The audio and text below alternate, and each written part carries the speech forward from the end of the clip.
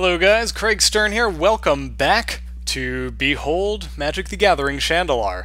Unfortunately, for some reason, it didn't record my voice when I was recording this, so I'm going back now and attempting to sort of fill in the gaps.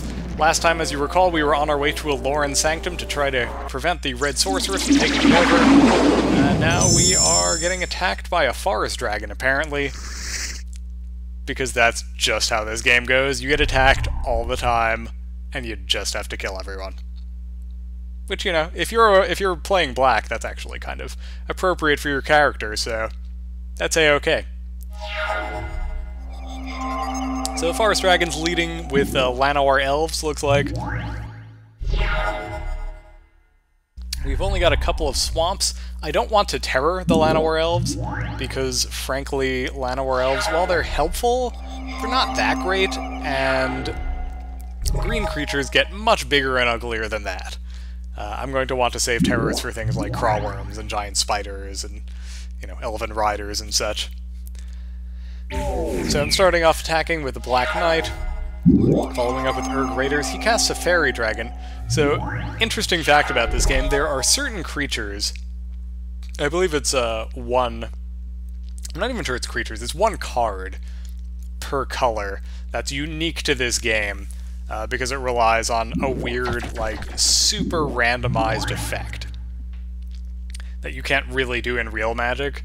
So that was like their way of taking advantage of the fact that it was in a video game format. So as you can see, the Fairy Dragon has an ability that's 2 green mana and 1 colorless in order to play a random effect. Now, when it says random, it means random. Like, any effect that could exist in the game, it'll happen. You know, maybe it's something really good for them, like destroy target creature. Or maybe it's something completely useless, like turn my Urg Raiders into a red creature. Yeah, that's why those creatures and those cards in this game are actually not very good. Because when they say random, it's not necessarily random and helpful. Like, in this case, the Helm of Chatsuk effect. What's that? It gives my Black Knight banding until the end of the turn. That's stupid. Who cares? So yeah, Fairy Dragon, kind of useless, and it's to my advantage that he's wasting his time spending 3 mana every turn on that nonsense. And there I just gratuitously terrored it, even though he was going to die anyway, just because I felt like terroring the Fairy Dragon. Fairy Dragons are stupid, and should be terrored. Here I believe I was gloating about the fact that we just shot our Nemesis Leprechaun in the gut. How you like them Lucky Charms, buddy? We are a skillful magician, according to the Forest Dragon, so we got extra food there. That's exciting. And we don't really want to fight this priestess, so we're just going to continue on our merry way toward this next town. See what cards there are for sale. Nothing really interesting. And as you can see, at this point, we are directly south of a Lauren Sanctum. I wouldn't say we're making good time, because we keep getting waylaid by stupid combat, but we are at least heading pretty much directly in the direction we need to be heading. So, at this point I noticed that I had some cards I needed to sell, and I also noticed that I had forgotten to actually put my Royal Assassin in my deck. Whoops! Let's put him in. And, that's about that. I believe I decided to sell the Wooden Sphere here.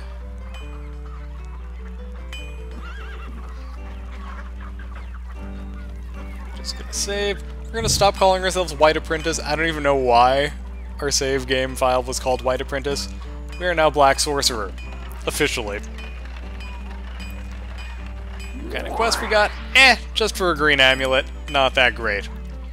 I'm still hell-bent on finding more Monolinks, because frankly, we could use the extra health.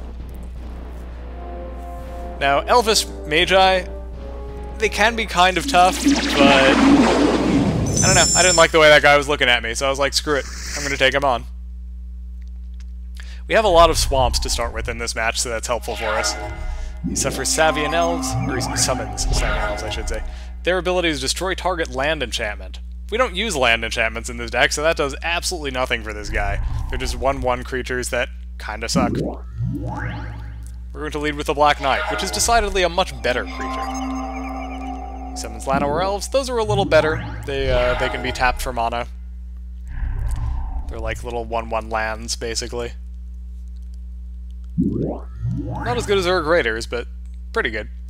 Our Black Knight is totally safe to attack there because he has first strike. Even if he blocked with both 1/1 creatures, he would be able to just kill both of them and take no damage in return. So at this point we've got 4 swamps. We have a whole bunch of options. I believe I decided to go with the Ocean Soldier here, because the Ocean Soldier can attack and also hang around to defend against any attacks this guy launches. He's now down to 2 health. He's in trouble. Lucky for him, he quickly gets something very helpful, a giant spider.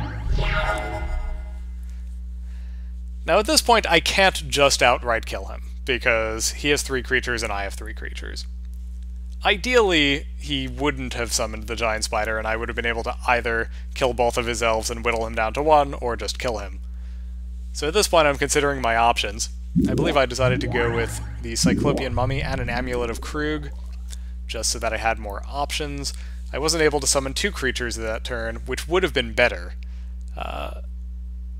because as you know, if you outnumber the enemy, that puts you in a good position as far as your ability to deal damage. I was able to sneak past with the Ocean Soldier there and take care of one of his creatures, which accomplished essentially the same thing. But now he's starting. Now he has enough mana to start summoning like scary creatures, like Elven Riders. So Elven Riders can only be blocked by walls and creatures with flying. Luckily, I have a Wall of Spears, and that will serve to block the Elven Riders. Unfortunately, the Wall of Spears doesn't have enough health to actually survive blocking the Elven Riders, so I'm going to need to wait till next turn and use the Amulet of Krug in order to allow my Wall of Spears to actually survive blocking that guy. So I choose to let him pass. I have full health up to this point, so it's okay for me to lose a little. And he summons another Elven Riders. This is starting to become a problem. I now have another swamp. That way I can summon the Scathe Zombies and still use the Amulet of Krug. If he attacks with his Elven Riders next turn, which I'm hoping he does, that means I can get through and kill him. Frankly, that's the best possible option here. Luckily, he's kind of stupid. He chooses to draw another card using that, and he attacks with both Elven Riders. He is completely screwed now. Even if I didn't save my Wall of Spears using the Amulet of Krug, I once again tried to activate the Amulet of Krug during the first strike damage area, rather than during the normal blocking damage area. But luckily, I didn't click on the Amulet of Krug, I just clicked on the mana, and for some reason this time it didn't decide to give me mana burn, so I don't know, whatever. It doesn't really matter. I'm able to kill him this turn. He just doesn't have enough blockers available to save himself.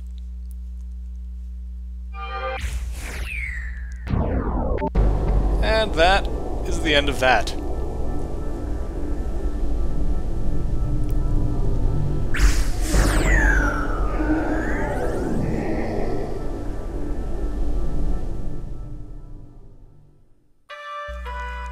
Got some new cards. Mana Clash is a bad card, but it's rare, and we can sell it for money. Also, gratuitously, the Elven Magi decides we're really good, and we get to summon Llanowar Elves automatically in our next duel. At this point, I decide it's not actually worth the risk of fighting this Tusk Guardian. Tusk Guardians can be somewhat difficult to defeat, and I didn't want to risk a Dark Ritual. Dark Rituals are really, really helpful cards, and losing them is bad. Here I'm pondering buying the Hive, which is a pretty awesome card, but you need a lot of mana to really make use of it. Like, ideally, you want to use that in a deck with some Sol Rings or something. Alright, time to sell some more cards that I'm not going to use, such as Winter Blast, and, whatever that other one is. The red one that I said was bad. Was it Monoclash? Oh, right. So, at this point, I've decided that it's time for me to start building a second deck. I don't actually have enough white cards to really make a proper white deck, but I do have enough to get started, in case I'm in a desperate situation.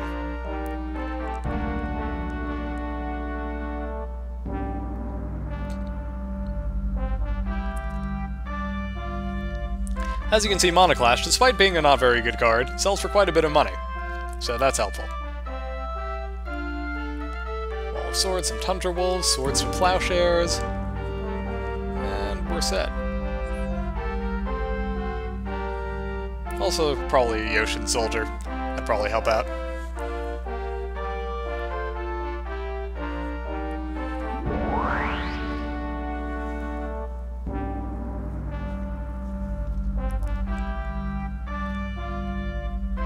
At this point, I'm pondering starting a green deck. We don't really have enough green cards to make it work just yet, but at some point it'll be helpful to start working on decks of different colors, just so we have a little more flexibility in terms of what we can whip out to use to deal with different types of enemy decks. In particular, enemy decks that are heavy on artifacts and enchantments, you really want to have like good white and green decks available to deal with that. Black is really, really bad for dealing with artifact decks in general. It just does not have a lot of tools for going up against that. So this particular town that I'm in allows you to trade, I believe, green amulets in exchange for colorless creatures and artifacts, which is pretty exciting. Now at this point I'm just going through and talking about the various things and whether they're good. Let's just skip ahead. At this point, I'm offered a quest. I can defeat a druid to get any colorless card of my choice, which is an incredibly good deal for me. And hey, what do you know? It's a druid. Let's kick his ass. The enemy really likes choosing heads in this game, and it works out for them about 50% of the time. As you can see, we have our bonus Llanowar Elves from the Elvish Magi hanging out there to help us out against this druid. And that's going to give me a little bit of flexibility to start off with Raiders on my first turn. Not too shabby.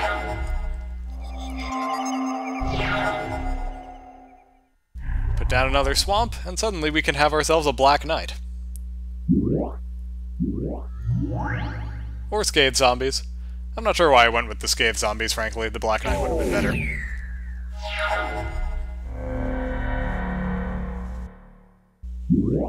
And Grizzly Bears.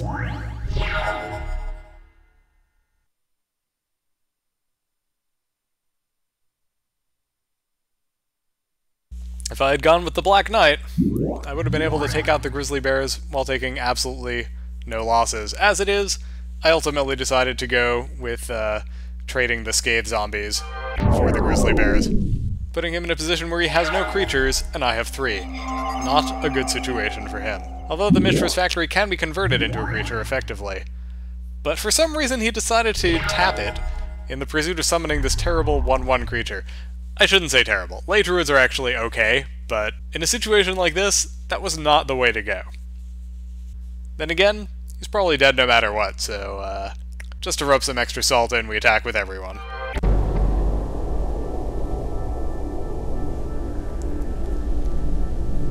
Yeah, no pot of gold at the end of that rainbow, buddy.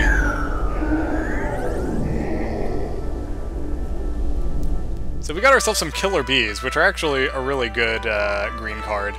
Like, if I were going to make a green deck, I would for sure make use of the Killer Bees. So here we have the ability to get any colorless card we want. There were a bunch of really good cards we could have gone for here. If I'd thought it through more, I might have gone for something different. Like, maybe a Sol Ring, or I don't think you can get, like, the hyper-rare ones from here. I think you have to go into a dungeon to get them. So, like, the Mox Gems or a Black Lotus, I don't think are available in this place. I ultimately went for a pretty good rare artifact. Fountain of Youth is good. I was briefly considering it. But no, I ultimately decided to go with the Icy Manipulator, because my dream is to get a whole bunch of Royal Assassins, and having an Icy Manipulator in a deck with Royal Assassins is just brutal. With the Icy Manipulator now in hand, I go immediately to place it into my deck with the Royal Assassin. As I get more Royal Assassins, it will only get more and more nasty.